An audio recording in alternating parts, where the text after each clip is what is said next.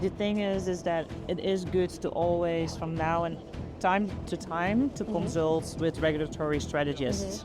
And not specialists per se, but in the beginning strategists, because then you can work together like, okay, what is it that I want to accomplish in a few years from now? And how do I set it up? How do I have the minimum requirements? So you are a at least? strategist? I'm more a strategist. So how much in advance should companies consult a regulatory strategist? Like when do you think this is even gonna be the future for a product? This one I really say do it from the start. Okay. Because it will drive your market access. Any piece of advice that people should follow? I always say like start from the inception phase, and I know that's difficult when you're in the sandbox, when you're playing around, when you're having ideas. You don't want to go confine yourself or restrict yourself to certain compliance rules, right? So you want to be creative, and that's also always what I advise them to do. Keep being creative, be pragmatic.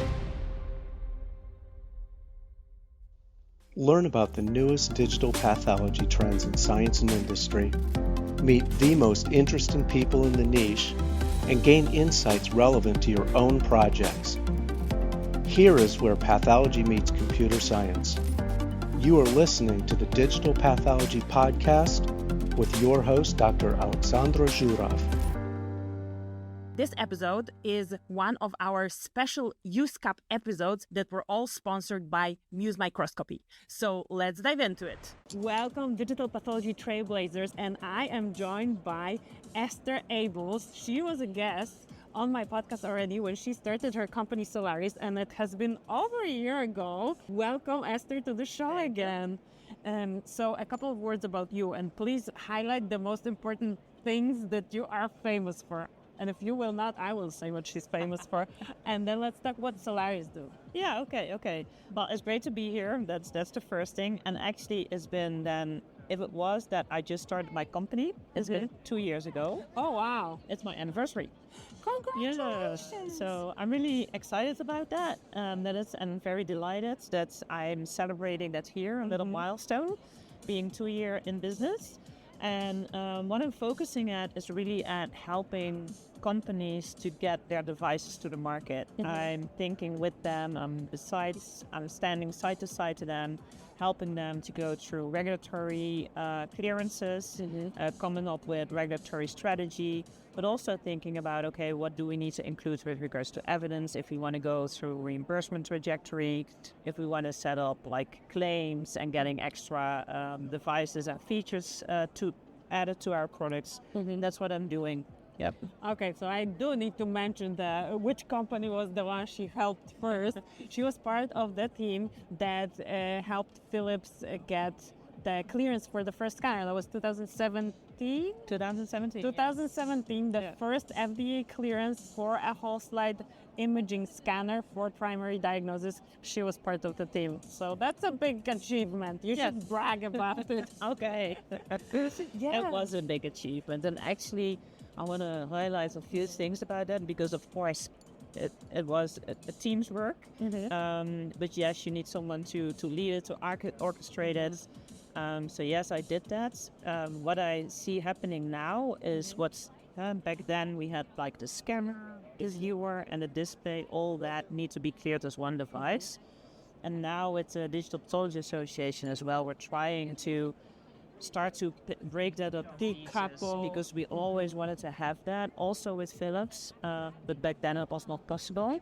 And we're now trying to get that all decoupled so that you can get a separate scanner cleared, a separate viewer cleared, a separate display cleared. I'm not saying it's going to happen overnight. Nothing in the regulatory world happens overnight.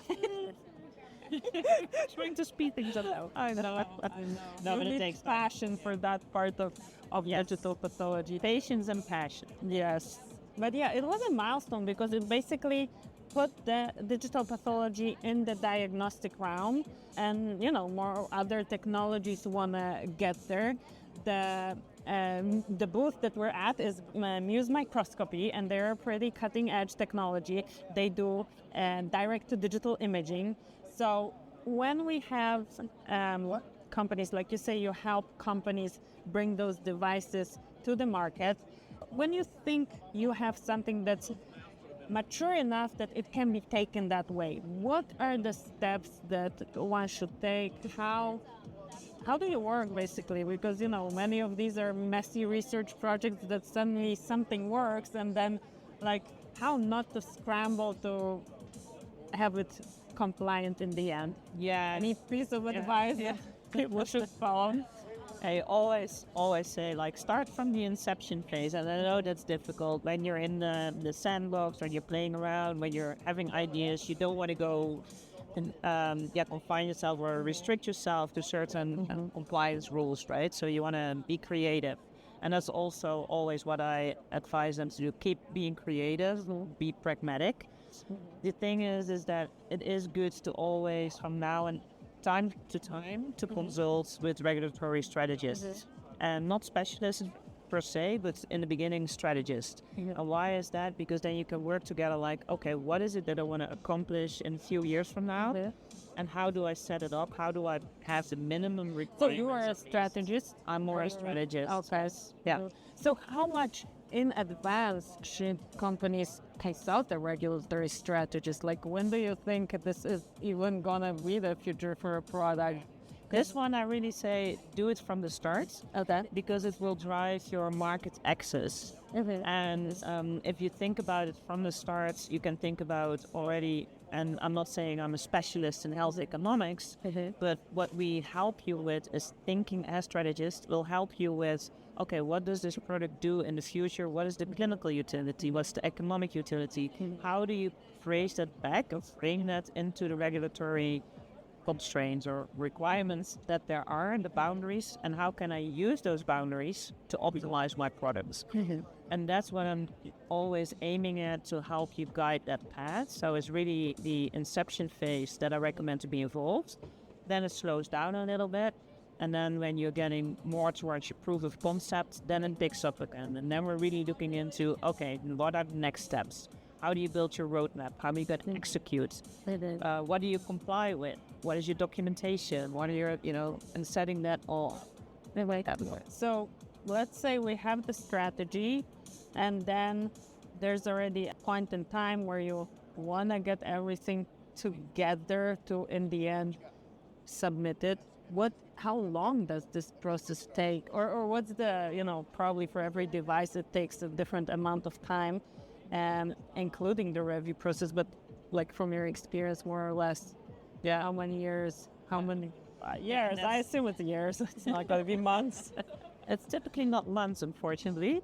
But that's indeed where so I'm also a regulatory specialist. That's where that point comes in, but also the clinical specialty, where you're thinking about how do you set up all your tests. I'm not an engineer. I understand what engineers do and what they have to do. I also then work with them to set up all those clinical studies that you have to execute, that in a real clinical practice, mimicking clinical world. And also the reproducibility studies. Can you reproduce it? Is your instrument precise? So all that from, so I'm not talking about the inception phase, but more if you have your proof of concept and then start building your documentation. That building documentation, that can take some time. So if you have not really done that yet, if you have not done all the documentation and the testing, then that easily can take half year. So depending if your hardware or software, right? If it's hardware, it can take longer. Software can go faster. And thereafter, you do all the clinical studies. And that's something I noticed that takes some time as well, of course, because you need to get the contracts with the sites, with the hospitals, having them working with you, setting up the IT infrastructure. So typically, depending on how mature your documentation and how much quality you have, it can take easily from starting it till getting a clearance 18 months. Oh, okay. But, that's not too bad. But if your documentation is behind, you have to think about more. And also depending on what kind of product you have, of course. So a follow-up question, basically, because companies have internal regulatory team and they work with consultants, and you've been on both ends of the spectrum. When does it make sense to have one or the other, or do you always need both? How does this dynamic play out? Yeah, so I think looking back at Philips, we also had consultants. And I enjoyed working with them because you then have some ideas from outside that can really help. I'm not saying that it's needed because most of the time when you're with your company, you have capable people. So it depends on what you're really looking for. I always think it's good for mindset and putting things in perspective to have consultants. And of course, I'm promoting now, of course, consultants. Yes, of course. No, seriously, I think it is important. Also, with regards to the FDA, because consultants go more frequent to an FDA. And they can have, when they go, to the FDA offices, and now everybody has to go back to the FDA, right? Yes, they're not allowed to work remote anymore. So when you go to the office, you really see them there. You can have a kind of, it's not a coffee chat, but the coffee chats. I know this from the drug development space that there is a relationship component that you build while working at the agency that later plays a role because people are working with people and they have a lot of documents to review. So there is a relationship component, like in every aspect of life, that gets a value that cannot be obtained in a different way. Because we're in a company, you're not going to go work for 10 years to the FDA or whichever agency and then come back and have friends. So So that's for me that works. And then consultants, they have the relationship with regulators. They have an outside perspective. Does it matter for the FDA if there was both in-house and outside people involved? I know it's important when you publish that a lot of weight is being placed on publications that don't have that company team or no financial incentive. And when you are working on a device, it's not always possible to have somebody from the outside, especially if you need to get proof of concept for a device that's not out there. So it ends up being the internal team doing the publications. How can you, mitigate the risk of this being discarded because of its internal team? That's maybe not the right word, but how can you make the data that come from your internal team most solid when regulators look at it? Is there something that people could have in mind? Yeah, and if you're really thinking about the documentation that the FDA will look at, then I would recommend just follow your quality management system and make sure that you're following also the standards and the regulations that are out there. And then it's not so much about publications. Okay. I know that's in development of drugs, it's bigger indeed than with devices. Although I also know it's from tests, from from diagnostic tests. Yes, because that's what I want to say with what we did with also imaging devices. We of course gathered all the information that was out there with regards to from key opinion leaders who did do studies. We show that primary diagnosis that you can use a digital pathology whole-side imaging system compared to the microscope. So we gathered all that data and we have used that and analyzed it with meta-analysis and everything, and we showed it to the FDA. And that definitely helps. Yes. That is a little bit a characteristic of the device that was widely available for research, right? Yeah. So you had a lot of research data. It's not always the case if you don't have the device available for research. So that was a unique situation. But I think for algorithm companies that might be they might be able to do that too. Yeah, because you can basically deploy it in the research space, publish on it, and then the data is being analyzed anyway. So and even more so now, I think, with all with the synthetic data coming up, right? Yes. What do you think about that? Yeah. How do regulators look at it? At large language models, I saw the guidance for drug development on AI drug development. What I'm seeing, the trend I'm seeing, is very much risk assessment and risk mitigation. It's no longer hard boundaries. It's rather, what are the risks? How is it going to influence? How are you going to mitigate? Which I think is a lot more permissive than the previous approaches. Yes, yeah, and I see that too. And when it's actually already a year ago almost, that I was at NIH when they had a conference about it and talking about it. And it was very interesting because you see it more and more already in radiology. Digitology, they were a little bit hesitant, and mostly because there was no dye cut. Okay. And I find it very interesting because I thought it doesn't have to do with DICOM. It has more to do with how do you collect your data? Is it accurate? Is it reliable? What are your boundaries? And what is your criteria? How have you set it? As you mentioned, how are you using it and how are you analyzing it? That's more important than really like does it feel which standard you're. Yeah. I think maybe it's just easier with the standard. Yeah, probably. I guess. Yeah. And it's also, I don't know, I think digital pathology has this bad reputation of being all over the place because we didn't have an image standard. So people think it's actually like the information is all over the place. No, the way the information is being stored is a little bit, everybody is integrating it and we're going the DICOM way. But the information, the diagnostic information in the images, it doesn't matter if it comes from Hamamatsu scanner, whatever scanner, or if it comes from the Muse tissue imager. If the diagnostic information is there, you can show that it's concordant with whatever the standard of care was, then it's okay that it's not DICOM. Although Muse has the DICOM option. Okay. So, yeah, that's good. I think it does help for the future, of course, because it makes the interoperability way easier. I'm not saying that that's the only solution, and everybody also thinks that it is not the only solution for pathologies.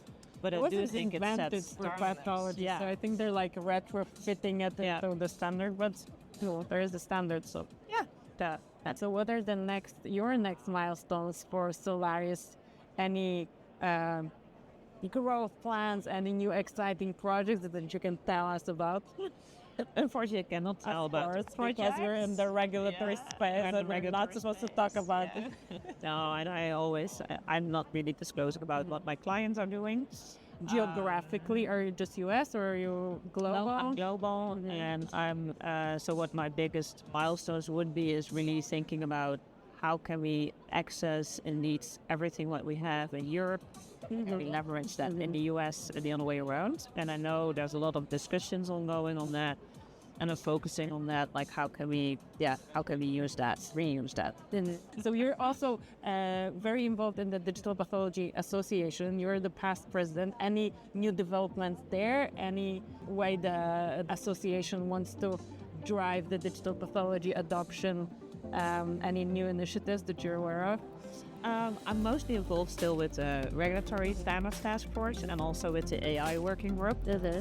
And that's where what I mentioned, we're focusing there on the interoperability aspects. And also with regards to AI.